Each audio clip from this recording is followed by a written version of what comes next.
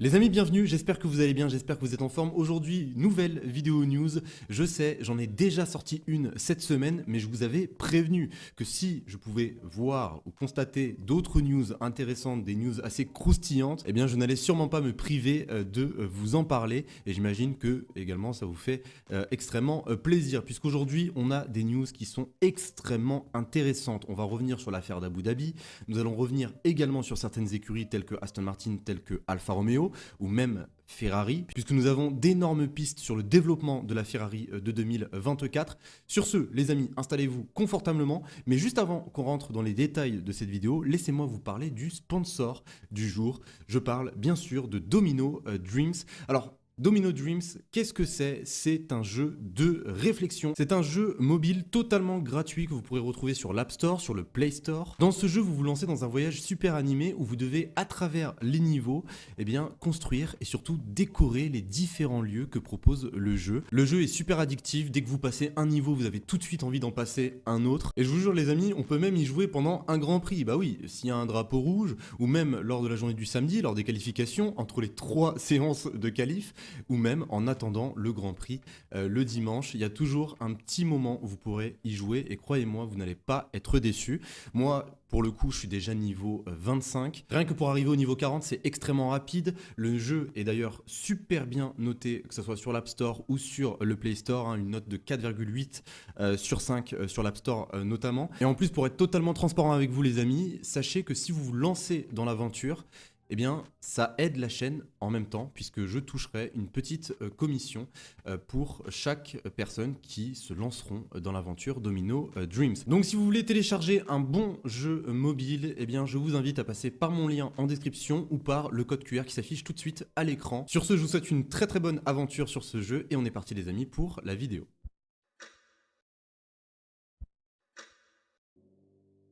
Bon les amis, comme je vous l'ai dit, aujourd'hui énormément de news. Alors on va commencer avec du léger, il y a des news qui sont extrêmement rapides. Déjà commençons avec Aston Martin, puisque les noms des écuries pour la saison 2024 viennent tout juste d'être révélés. Alors il y a certaines écuries qui n'ont pas changé de nom, à l'image par exemple de AlphaTauri. Bon là sur le communiqué on a bien pu constater, c'était marqué AlphaTauri, enfin Scuderia AlphaTauri Red Bull.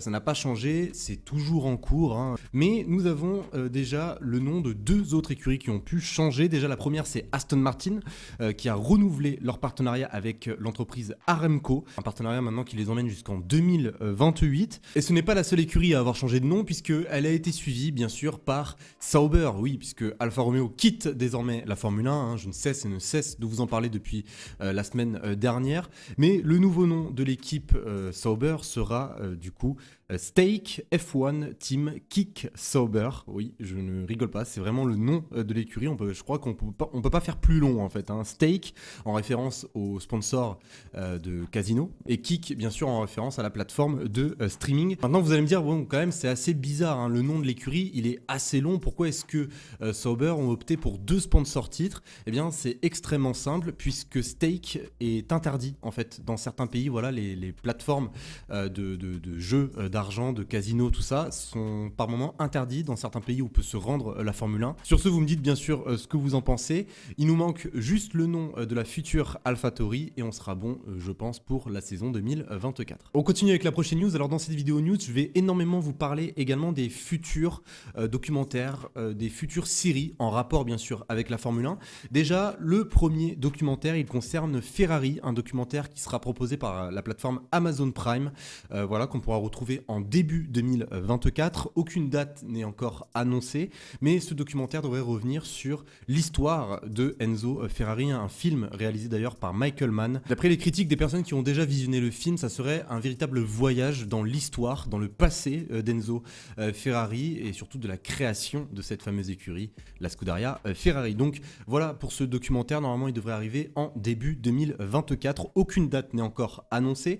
On continue avec une prochaine news, encore dans le monde du cinéma, dans le monde des séries. On va parler de la prochaine saison de Drive to Survive qui devrait arriver normalement entre le 20 février et le 1er mars, comme ils ont toujours chaque année l'habitude de le faire. Cette série maintenant qui dure depuis 6 ans et qui a l'habitude de résumer les saisons en Formule 1 avec une petite touche de drama tout en rentrant également en interne dans le monde, dans l'univers de la F1. Prochaine news et celle-ci concerne le règlement de 2026 puisque oui, le règlement en 2026 va changer. J'ai déjà fait une vidéo sur le sujet il y a quelques temps de cela, voilà, je vous la mets ici ou là, bref, vous irez la voir si ça vous intéresse. Bon, je vais vous les citer un par un très rapidement. Déjà, il y aura une réduction de l'aérodynamique.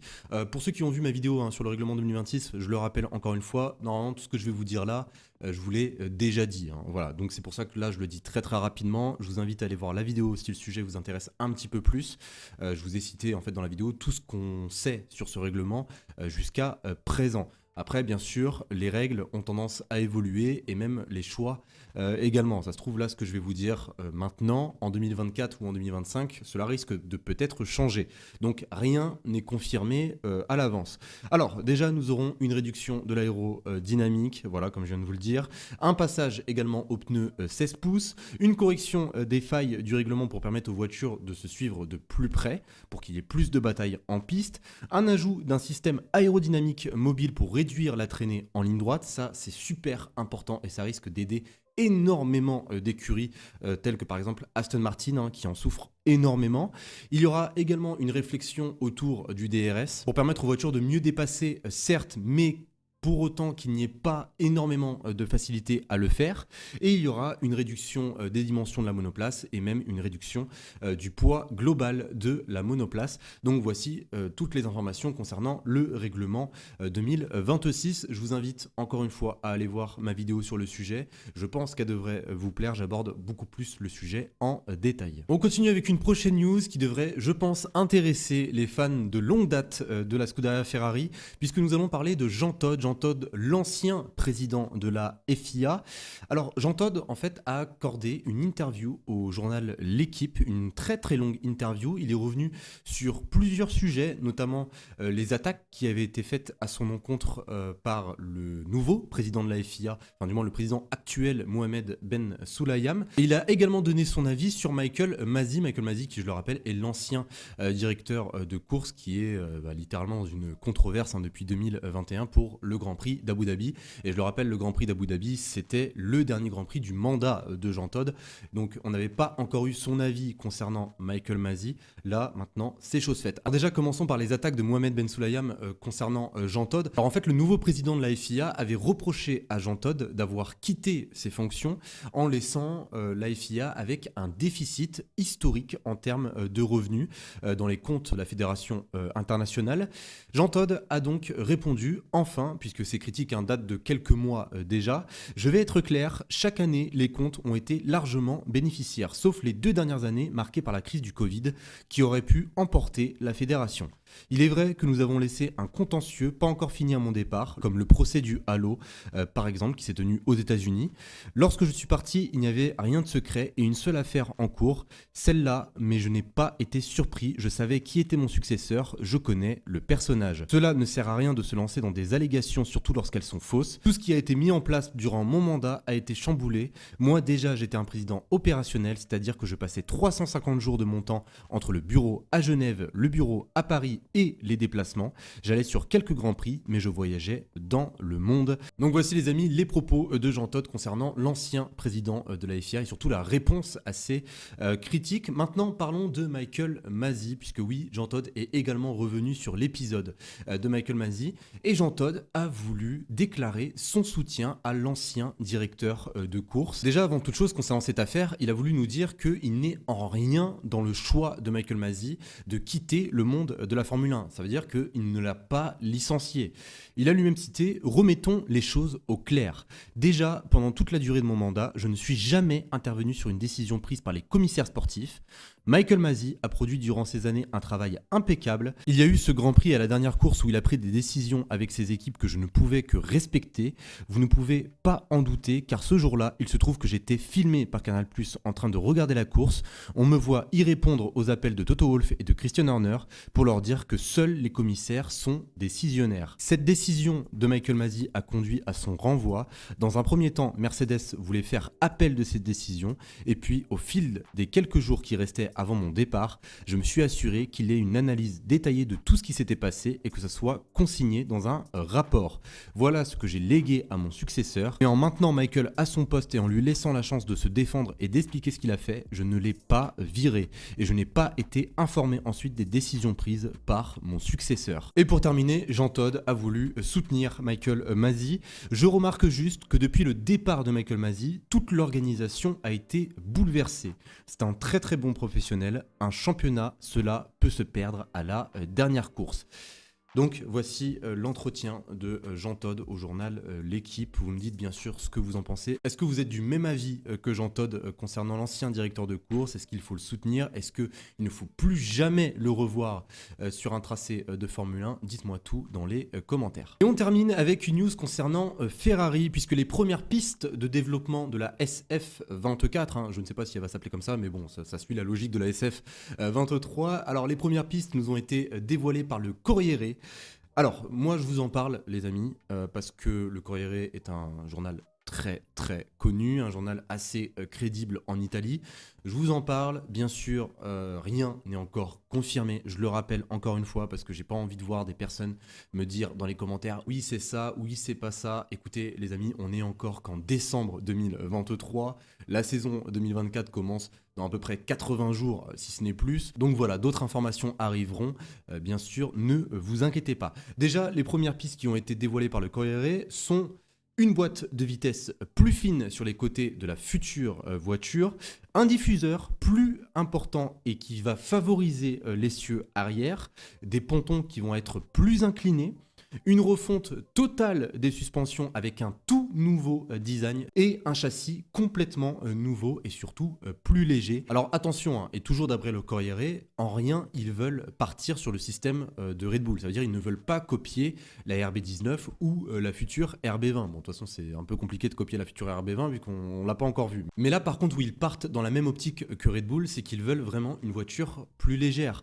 Red Bull, ils ont commencé la saison 2023 avec 20 kg en moins sur leur monoplace. Ils savent que le poids de la Ferrari joue énormément dans les réactions qu'elle peut avoir, que ce soit dans les virages ou même dans les lignes droites, que ça rajoute un gain de vitesse qui n'est pas négligeable. Donc voilà pour le parallèle avec Red Bull. Maintenant, autre chose à savoir, les zones les plus importantes normalement de la Ferrari 2024 vont se situer sous le plancher et même sous la carrosserie pour avoir une meilleure stabilité aérodynamique, puisque honnêtement, on va pas se mentir, en 2023, la Ferrari souffrait énormément des instabilités aérodynamiques. Leclerc, on l'a senti beaucoup mieux en fin de saison puisqu'il n'arrivait pas du tout à s'adapter.